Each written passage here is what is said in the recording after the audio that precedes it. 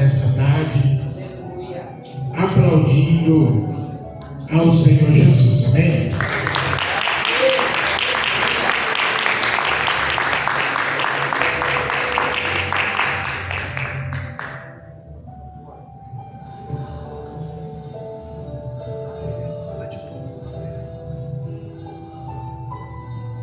Glória a Deus. Saúde a cada um e a todos com a santa paz do Senhor Jesus. Amém. Desde já eu quero agradecer a Deus por mais uma oportunidade que Ele nos concede. Amém. Fazer a exposição da sua palavra, adorar o seu santo nome. Quero compartilhar uma palavra aqui com os irmãos que está no livro de Marcos.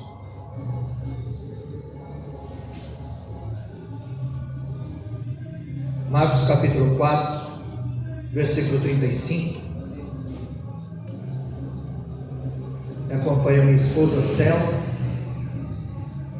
que dá credibilidade ao meu ministério. Cantuari, lá do Cangaíba, nós somos ali de Cumbica, de Guarulhos. Estamos aqui porque o presbítero Erivaldo preparou o caminho para que estivéssemos aqui nessa tarde. Então louvo a Deus pela vida do presbítero Erivaldo. Aleluia. Aos demais irmãos, ao dirigente, aleluia, louvado seja o nome, ao pastor, né? Pastor, aleluia, por nos conceder a tribuna. Eu espero que vocês tenham trazido a sua rede, porque nós vamos mergulhar em águas profundas nessa tarde. Aleluia. O escafandro é um aparelho que o escafandrista usa para descobrir os segredos no fundo do mar. E eu estou como exímio escafandrista. Meu Deus. Eu estou pronto a mergulhar nesse oceano chamado Bíblia e trazer os segredos, aleluia, desse texto para as nossas vidas. Aleluia. Jesus acalma a tempestade. Marcos capítulo 4, versículo 35. Tarde naquele dia, Jesus lhe disse: passemos para o outro lado. E deixando a multidão, eles o levaram consigo no barco, assim como estavam outros barcos o seguiam. Levantou-se então um grande vendaval, e as ondas arremessavam contra o barco, de modo que ele já estava inundado. Porém Jesus estava na popa dormindo, sobre uma almofada, e os discípulos o despertaram, dizendo: Mestre, não te importa que pereçamos? E levando-se ele, repreendeu o vento e disse ao mar: Cala-te e aquieta-te. E o vento cessou e fez uma grande calmaria. Então lhes perguntou: por que estáis tão amedrontados, tão tímidos? Ainda não tendes fé? Eles ficaram apavorados e diziam uns aos outros: quem é este que até o vento e o mar lhe obedecem? Os irmãos podem tomar o vosso assento? Louvado seja o nome do Senhor. Em Marcos capítulo 4, neste contexto, Jesus está ensinando a multidão. Ele está falando sobre a parábola do semeador, ele está falando sobre a candeia, sobre a parábola da semente, sobre o grão de mostarda. E quando chega no versículo 35, Jesus diz para os discípulos: passemos para o outro lado da margem. Ou seja, Jesus dá uma ordem para os discípulos: vamos passar para o outro lado da margem. Porque para a multidão, Jesus dá pão e peixe, mas a ceia ele seleciona. Para a multidão, Jesus estava falando a teoria, mas para os discípulos era na prática. Por isso ele disse: vamos atravessar para o outro lado. Foi Jesus quem os colocou naquela tempestade. Jonas, ele enfrentou uma tempestade por causa da sua desobediência. E os discípulos enfrentaram uma tempestade por causa da sua obediência. Então quer dizer, a tempestade ela vai vir de qualquer jeito. Basta saber se você está debaixo de uma obediência ou debaixo de uma desobediência. Aleluia. Porque foi Jesus quem os colocou naquela tempestade. Porque Jesus é pedagógico, ele sempre quer ensinar algo. E quando ele diz: vamos para o outro lado, a Bíblia diz que levantou-se uma grande tempestade. Ou seja, Jesus nunca prometeu uma viagem tranquila, ele prometeu uma chegada certa. Porque se ele disse: vamos para o outro lado, você vai chegar do outro lado. Mas isso não impede da tempestade, as intempéries, o vento soprar sobre a nossa vida. As Escrituras revelam que Jesus dormia na polpa do barco. E quando nós estamos no centro da vontade de Deus, nós conseguimos dormir tranquilo. É por isso que Jesus dormia na polpa do barco. É por isso que Pedro dormia na prisão. É por isso que Daniel dormiu na cova. Porque todos esses homens estavam no centro da vontade de Deus. E quando nós nos colocamos na brecha e na posição, nós conseguimos dormir tranquilo em meio à tempestade. Agora, quando você está fora da vontade de Deus, você não dorme em paz. Sansão dormia e os seus cabelos foram cortados. Eutico dormia, quando Paulo pregava, ele caiu da janela e morreu. Saul dormia e foi furtada a sua espada. Jonas dormia enquanto a tempestade acontecia. Então, quando se dorme fora da vontade de Deus, algo acontece. Agora, o barco está ao sabor das ondas, está sendo lançado de um lado ao outro. A água está inundando o barco. E eles começaram a gritar: mestre, não importa que pereçamos. O que acordou Jesus não foi a tempestade, não foi o vento, não foi a onda batendo. O que acordou Jesus foi os gritos dos discípulos. Porque essa tempestade, ela não pode tirar o teu sono. Essa luta, essa prova, essa adversidade não pode tirar o teu sono, porque você está no centro da vontade de Deus. Então, o que acorda a Jesus são os gritos dos discípulos. Só que antes de Jesus acalmar a tempestade, Só que antes de Jesus acalmar a tempestade, ele acalmou os discípulos. Antes dele acalmar o vento, ele serenou a alma dos discípulos. Jesus percebeu que a tempestade que havia dentro deles era maior do que a que estava do lado de fora. Meu Deus. E muitas vezes a gente está numa luta interna. E Jesus está querendo serenar a tua alma nessa tarde. Porque Jesus tem resposta para mim e para a tua petição. Em Efésios 3:20 a Bíblia diz que Deus, ele é poderoso para fazer muito mais do que pensamos ou pedimos. Ou seja, você não vai levar o que você veio buscar, você vai levar muito mais. Porque a mão dele está cheia. Em João 6,37 diz que ele não dispensa ninguém de mão vazia. Não foi em vão a nossa vida neste lugar. Glória a Deus. A tempestade, ela sopra na vida de todo cristão, quer ele esteja em obediência ou em desobediência. E por que a tempestade veio? Porque aqui não é o céu. Miqueias 2:10: levantai e andai, porque o vosso descanso não é aqui. A Bíblia diz que Jesus repreendeu o vento. Porque o que causava a tempestade? Era o vento agitando o mar. Jesus vai direto na causa. Jesus é poderoso para ir na causa do teu problema nessa tarde. Ele vai na causa. Quando ele acalma o vento, quando ele diz: cala-te vento, aquieta-te vento, o mar se acalma. Porque Jesus sabe qual é a causa, aleluia, que tem que te afligido aqui nessa tarde. Qual é o ponto nefrágico da sua vida que Jesus precisa resolver?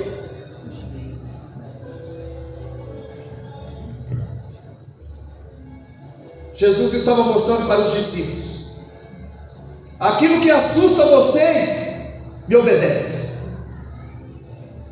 A Bíblia diz que os discípulos estão em uma grande tempestade e Jesus vem caminhando sobre as águas. Jesus é pedagógico, ele está sempre nos ensinando. Quando Jesus vem caminhando sobre as águas, naquela tempestade, os discípulos apavoraram. Jesus estava dizendo: aquilo que te apavora está literalmente debaixo dos meus pés. É forte. Profeta Naum, capítulo 1 e verso 3, ele diz que o Senhor tem o seu caminho na tormenta e na tempestade. Muitas vezes as tempestades que se levantam na minha e na tua vida é o caminho que Jesus está trilhando para chegar no meu e no teu barco.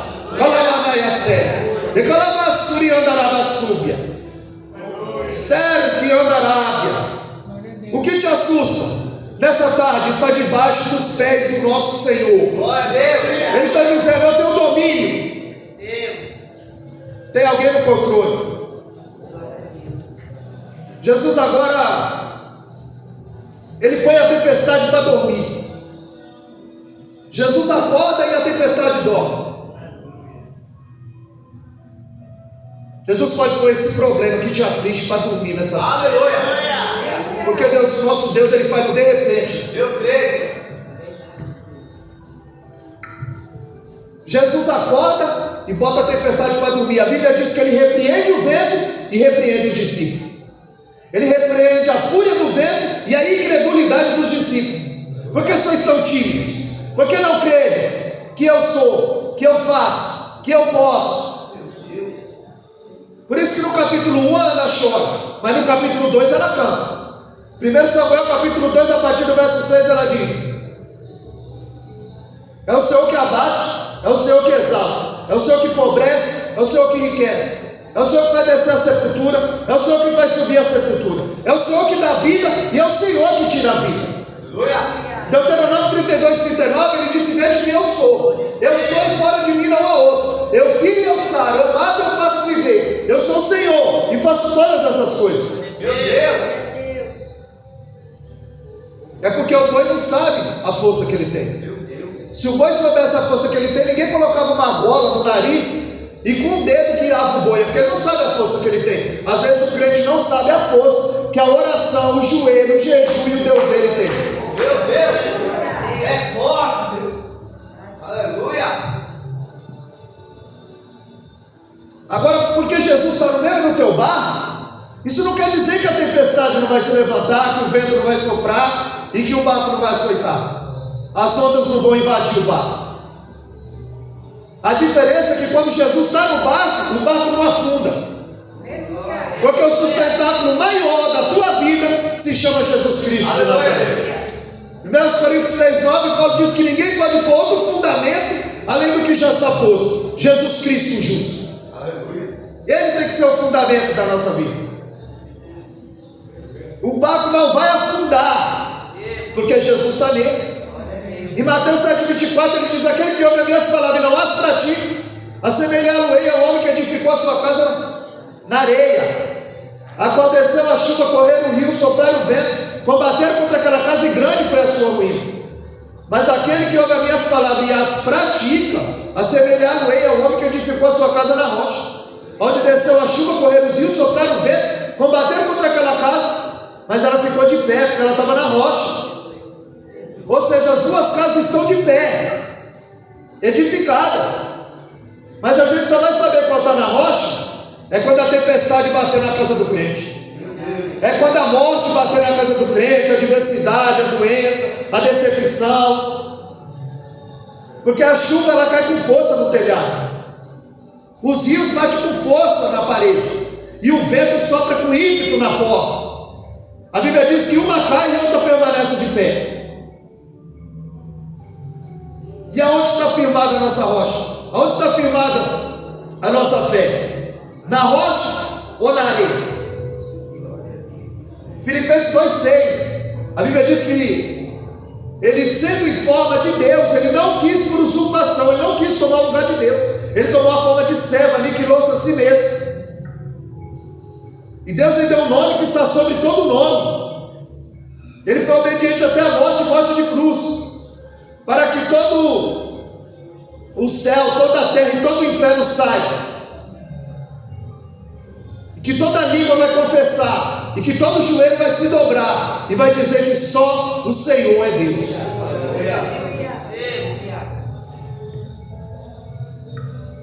E essa parte de Filipenses capítulo 2, chamado de quinoses, 100% homem e 100% Deus.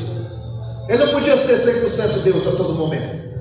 Então por isso que ele diminuiu até o embrião no ventre de uma virgem. Isaías 14,14, o adversário da vida da tua alma disse: eu subirei e serei semelhante ao Altíssimo. Jesus em Filipenses 2,6 ele disse: eu descerei e serei semelhante aos homens. Um sobe e o outro desce, depois o outro desce e o outro sobe, e o Consolador vem. ele dormiu na popa do barco. Mas como Deus, ele levantou e disse: acalma vento e cala-te mar. Como homem, João 11,35, ele chorou. Mas como Deus, em Apocalipse 7,17, ele vai enxugar dos teus olhos todas as lágrimas.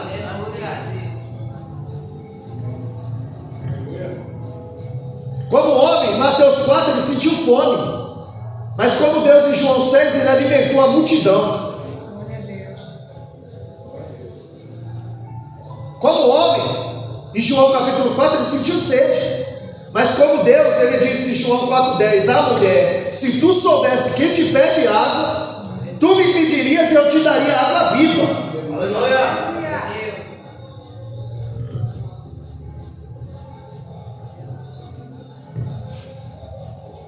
Depois que Jesus entrou no barco de Pedro, ele mudou a história da vida de Pedro. E se Jesus está no teu barco nessa tarde, se Jesus está no teu barco nessa campanha, ele é poderoso para mudar o rumo da história da tua família, dos teus. Glória a Deus. Glória a Deus.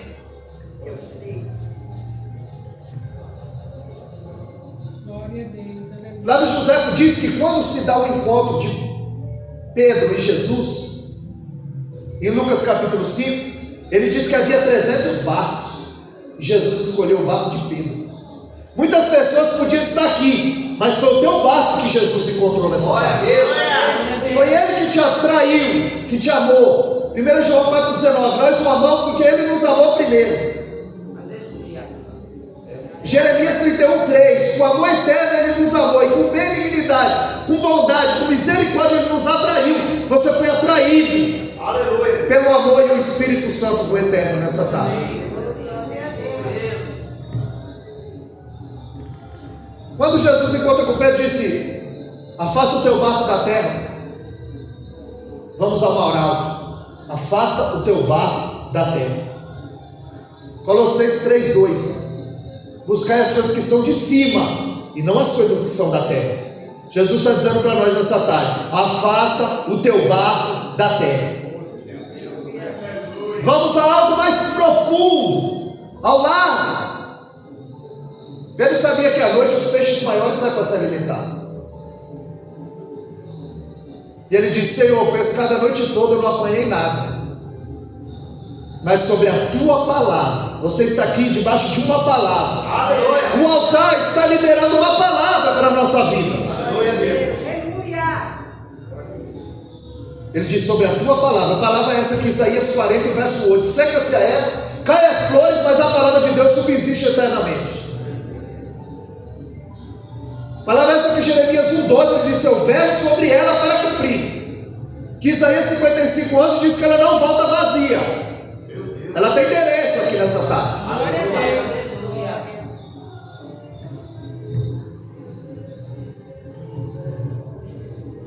Jesus diz para Pedro: lança do lado direito. A Bíblia diz que a pesca foi maravilhosa, que a rede se rompia. Pedro estava rico. Ele não era pescava por hobby, era pescador profissional. Ele podia montar a sua tenda, vender aqueles peixes. Ele tinha a demanda, mas não tinha o produto. Só que a Bíblia diz que ele resolve deixar tudo para seguir. Porque no reino não é por ordem de chegada, é por ordem de renúncia. Meu Deus. Glória a Deus. E a Bíblia diz que Pedro chega diante de Jesus e diz: afasta-te de mim, porque eu sou um homem pecador e tu és santo. Agora Jesus está dizendo, o que disse para Pedro está dizendo para nós nessa tarde. Tu está pensando que eu entrei no teu barco foi para uma aventura? Eu entrei no teu barco foi para mudar a história da tua vida e da tua família. Uma Nagachebe, Alabá, Suidei, Calava, Suriandarai. Louvado seja o nome do Senhor. A minha função aqui é pregar e a sua é acreditar, irmão, crer, materializar a fé. Porque o Senhor está em nosso meio. Sabe o que permeia e o que perpassa no nosso coração nessa tarde. Aleluia. Aí ele diz: Pedro, agora você vai ser pescador de homens. Porque a palavra pesca significa capturar algo vivo. Quando você tira o peixe da água, logo o peixe morre. Ele disse: agora você vai ser pescador de homens. e homens mortos, e eu vou dar vida para eles. Você tirava o peixe da água, da vida, e levava para a morte. Agora você vai tirar os homens da morte e vai levá-los para a vida. Glória a Deus. E Deus vai usar cada um conforme a sua capacidade. Para Pedro ele disse: vai ser pescador de homens. Para Paulo ele disse: vai ser pescador de reis. Pedro vai pregar na casa de Cornélio. Paulo vai pregar no Areópago, a tribuna intelectual da época. Paulo vai pregar para Agripa, para Festo, para Félix. Em Atos 26, 24 ele diz: Paulo, estás louco? As muitas letras te fazem delirar. Quantos de nós já não fomos chamados de louco, de fanático? E como a irmã disse aqui, isso é loucura para os gregos, escândalo para o judeu, mas para nós é o poder de Deus. Aleluia. O segundo encontro dos discípulos se deu ao meio a tempestade. Jesus vem caminhando sobre as águas. Ele está dizendo: olha, o que aflige você está debaixo dos meus pés, do meu domínio. O caminho da tempestade é o caminho que Jesus usa para chegar no barco de alguém. A pessoa só conhece Deus de três formas: através da palavra, através da oração e através da dor. Mais pessoas vão a Cristo na dor do que na alegria.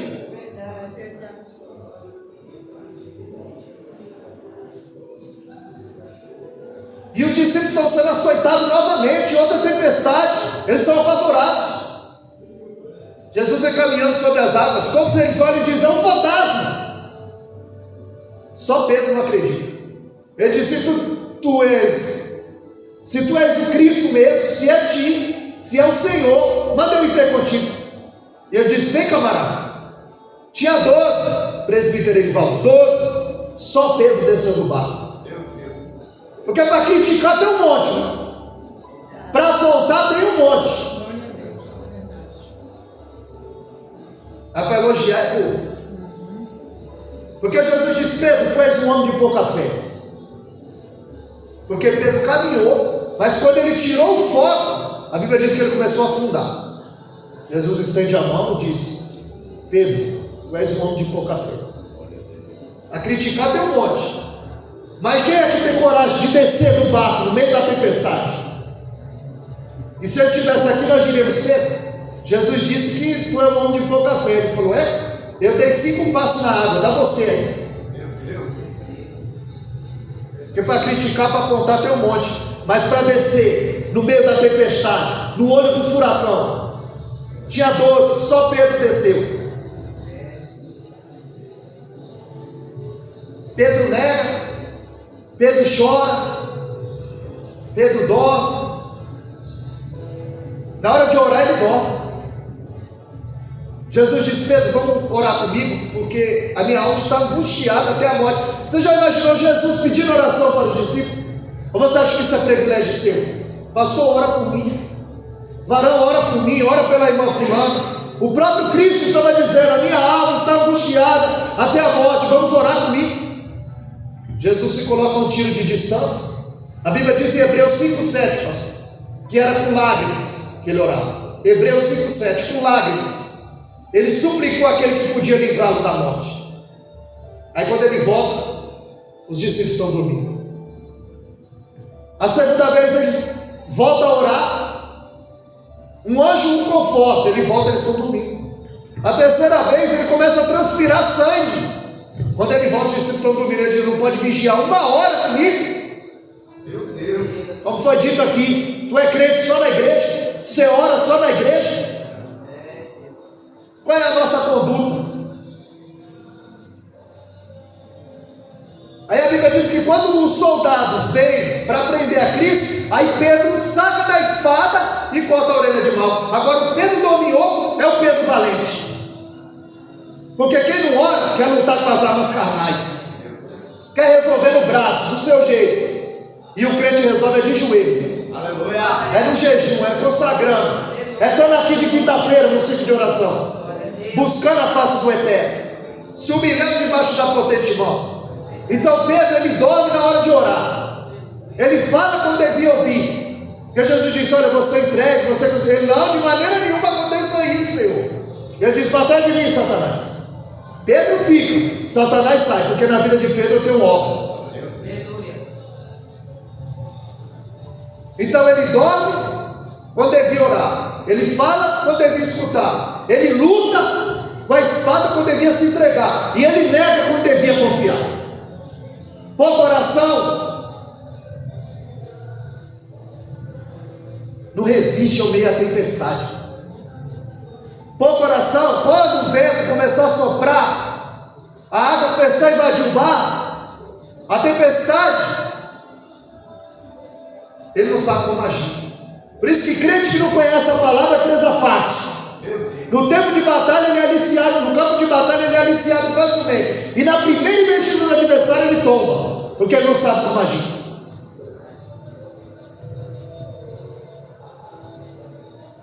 Aí a Bíblia diz em Marcos 4,41: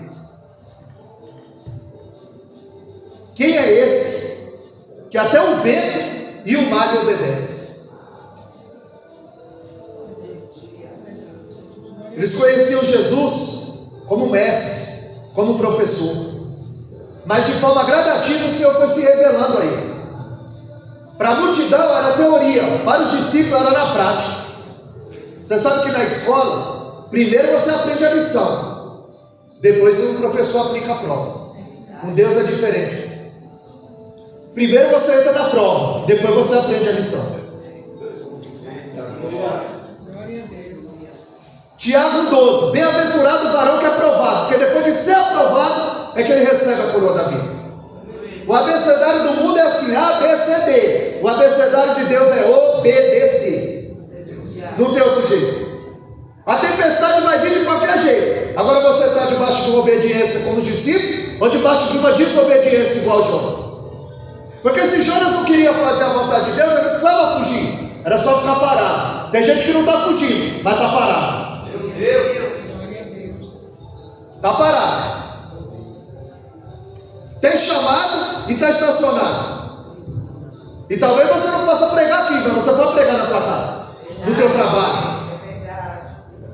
Como a minha irmã disse aqui em Mateus 5,13, o sal da terra. Eu vou falar essa para você pôr no teu sermão. Monta uma mensagem. Porque quando Deus está nos dando, você vai cavando e você vai ver que não tem fim. Faz uma mensagem. Se você for à prateleira no supermercado, a prateleira mais suja é a do sal. E não tem propaganda de sal, nem faixa, sal em promoção. Minha esposa está ali, ela nunca falou: compra logo 10 pacotes que o sal está em promoção. Sal não aumenta, não tem propaganda de sal. Aumenta o arroz, aumenta o feijão, aumenta tudo, mas o sal não aumenta. Você joga o sal no feijão, você joga o sal no arroz, você joga o sal não aparece. Mas no dia que o sal aparece, aí alguém diz assim: a comida estava boa, mas estava salgada. Porque no dia que o sal aparece, estraga o banquete. No dia que o pregador aparece, estraga o banquete. No dia que o cantor aparece, estraga o banquete. Quem tem que aparecer é ele. Você só vai para dar o tempero. Você só é para dar o tempero. Você só vai dar tempero. Você precisa salgar o ambiente, você precisa salgar a família, você precisa salgar o trabalho. Porque depois que uma coisa muito salgada, o que dá vontade de fazer? Aí em João 7,37 Jesus se põe em pé e diz: aquele que tem sede, vem a mim e beba de graça da água da vida. Sabe o que está faltando na tua família? É sede. Sabe o que está faltando na minha família? Eu sou o sal da terra. Porque quando nós cumprimos o que o Senhor nos designou, a obra começa a andar. Então os discípulos estão dizendo: quem é esse que até o vento e o mar lhe obedecem? E se eu estivesse lá, eu ia dizer: esse é aquele que foi anunciado e predito pelos profetas. Meu Deus. Porque ele é antes de todas as coisas, ele é o princípio de todas as coisas, ele é a semente da mulher, ele é aquele que vai pisar a cabeça da serpente, ele é o sumo sacerdote, ele é o profeta poderoso como Moisés, ele é o Senhor dos exércitos, ele é o juiz por excelência, ele é rei dos reis, ele é Senhor dos senhores, ele é a raiz de Davi, o rebento de Jessé, ele é o grande pregador, ele é o grande construtor, ele é o amado noivo da igreja, ele é o príncipe da paz, o pai da eternidade, ele é conselheiro, Deus forte. Glória a Deus. Ele é a misericórdia de Deus, Ele é a glória viva de Israel, Ele é o esposo fiel, Ele é o cidadão de Belém, Ele é o avivalista da obra de Deus, Ele é o desejado das nações, Ele é o cidadão de Belém, Ele é o homem cujo nome é renovo. Aleluia. Ele é o carpinteiro de Nazaré, Ele é o sol da justiça, Ele é verbo de Deus, Ele é o batizador do Espírito Santo, Ele é a imagem visível do Deus vivo, Ele é o cabeça da igreja, Ele é o Senhor que vai arrebatar a sua igreja. Ele é o dono e consumador da fé. Ele é aquele que vai destruir o anticristo com o sopro da sua boca. Eita, meu Deus, glória. Ele é o amor verdadeiro, Ele é o amado da igreja, Ele é o Senhor que virá com milhares de anjos, sentado num cavalo branco, a sua veste salpicada de sangue, e o nome pelo qual se chama é Palavra de Deus. Na sua boca são uma espada afiada de 2 gumes, na sua mão tem uma vara de ferro a qual ele vai reger as nações. O seu pé é como latão reluzente refinado na fornalha 7 vezes, cingido no peito com cinturão de ouro, na sua cabeça há muitos diademas, e na altura da veste, e na altura da coxa, na sua veste escrito: Rei dos reis, Rei dos reis, Rei dos reis e Senhor dos senhores. Ele é o Senhor da igreja, Ele é o Senhor da tua vida, Ele é o Senhor da minha vida. Ele é aquele que era, aquele que é e aquele que há de vir. Glória a Deus. Aleluia. Então não desfaleçamos, porque Ele está às portas. A Bíblia diz em Tiago 5,9 que o juiz está às portas. E tem muita gente desapercebida. O Davi, no Salmo 3, no verso 5, ele disse: eu deitei e dormi, acordei porque o Senhor me sustentou. Você dormiu, se acordar o Senhor está com você, se não acordar você está com Ele. Nós andamos preparados, remindo o tempo, porque em Efésios 5,16 os dias são maus, e é tempo da igreja se encher do Espírito do Senhor. Efésios 5,18: não vos embriagueis de vinho, mas enchei-vos do Espírito. Paulo mandou a igreja de Éfeso se encher do Espírito. Era incumbência da igreja. 68 anos depois, em Apocalipse 2,4 ele disse, escreve aí: tenho contra ti que deixaste o teu primeiro amor. A igreja esfriou. Ela tinha trabalho, ela tinha doutrina, ela tinha perseverança, mas ela não tinha amor. A igreja pode ter trabalho, pode ter perseverança, pode ter doutrina, e contudo ela pode não ter amor. Nós vigiemos enquanto é tempo. Eu só agradeço a oportunidade e essa palavra de agradecer.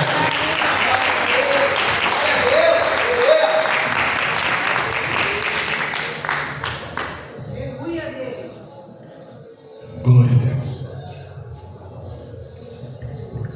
Amados, eu sempre esqueço porque esse não é o intuito. Eu tenho um canal no YouTube, se você pesquisar lá, Wellington Caetano de Holanda.